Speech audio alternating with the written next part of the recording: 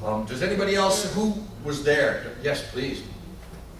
Before the Rexicana, Mr. Spain owned the Bavarian Village, which was on the ground where Rexicana was, which now, if you went down that street where Fieldston Restaurant is on the corner, there's about 4 or 5 houses, and someday they're going to be digging in their garden, and they're going to find the most beautiful swimming pool in the world. Yes.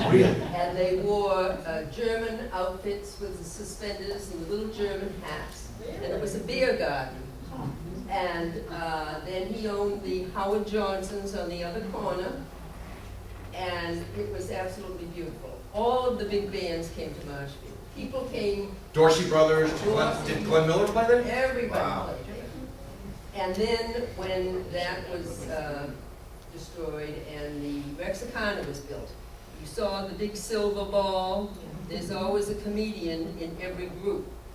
And when church service would be on Sunday, somebody would flip the switch and the silver ball. That's great. But now you have houses there. That's right, that's right. That's a great story. Does anybody else have any recollections, any comments just about Marshfield in general? Old-time stories? Yes? Also, when it was the Fieldston Dance Hall, they had a very popular midnight till 4 in the morning, night before the 4th dance. Popular to people that went, but not popular to people that lived around. Yeah. A lot of summer people went. Wow, midnight to 4 in the morning. Friends came down and would go to it and go back to the cottage or home or whoever it was that had told them to come down and go to Oh, the dance. that's wonderful. That's A wonderful. girl from Wrexham Beach was chosen Miss Fieldston one year Really? at that dance. Yeah. Huh, that's great. Yes? My father was one of the first ones to start building. He knew the war was coming, and we were in the cottage that summer, kind of camping out, but we had plumbing and everything. We were across from the casino. A lot of those pictures that you didn't comment what that big building was firing, that was the casino, the back of it. Oh, okay, I know the one that you're referring to, yeah, right, the You big had quite a building. few Yes, pictures yes, of it. yeah. Wow. And I have, my father got the Herald, and he cut out every part of the Herald, and I've got it with me. If anybody wants Oh, to see I'd love to see it. I'd love to make copies of that. Oh, absolutely. That's a good one. Okay. So you were actually in the neighborhood at the time of the fire? No, my father heard about the fire, and so we came down, and where we were property owners, they let us in. Yes. But, and there was one part of our place that stayed. We had a metal garage, and that garage was still there. That didn't burn. The things that held it up were burned, but it was there. And there were photographers there. They had a picture of my sister.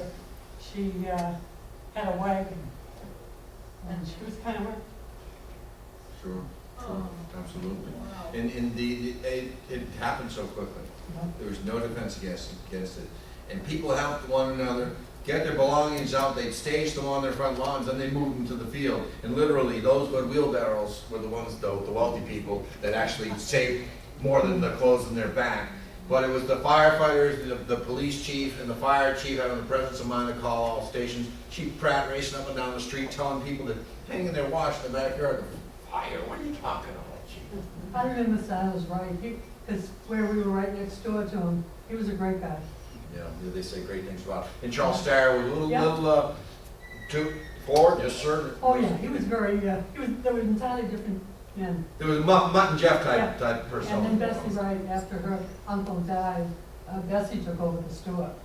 And she and my father bought the lot between, because she wanted to enlarge the liquor store. And my father wanted more space between. So nobody had built on that lot between us. And my father and Bessie bought the other house. Bessie Wrights it was called. Yeah. Right, I remember that as a kid, yeah. Wonderful. Yes, sir. Now, Ben. We didn't mention anything about the plan before the wind shifted and went back from Somerset Avenue towards Fieldston, which was burned, and the fire went out. You didn't mention that those houses that are like the Victorian houses going all the way to Brant Rock, they were going to dynamite fire to put the fire out. And the dynamite was in place, and they were just about to flip the switch when the wind turned. Didn't know that one. That's a new one. See, I always learn something. Didn't know that. They were wired and ready to go, huh? Almost like that cartoon thing. They're right about to push that thing down. Yeah, thank goodness they've abandoned backfires in urban areas. It literally, it's synonymous with its name. Does anybody else have any comments, any other stories? Great. Well, I want to thank you so much for coming out here on this sultry, hot July evening. You've been a wonderful audience, and God bless Washington.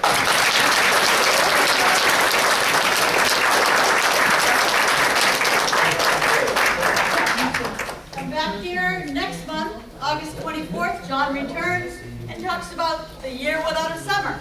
Remember last summer? There was a reason.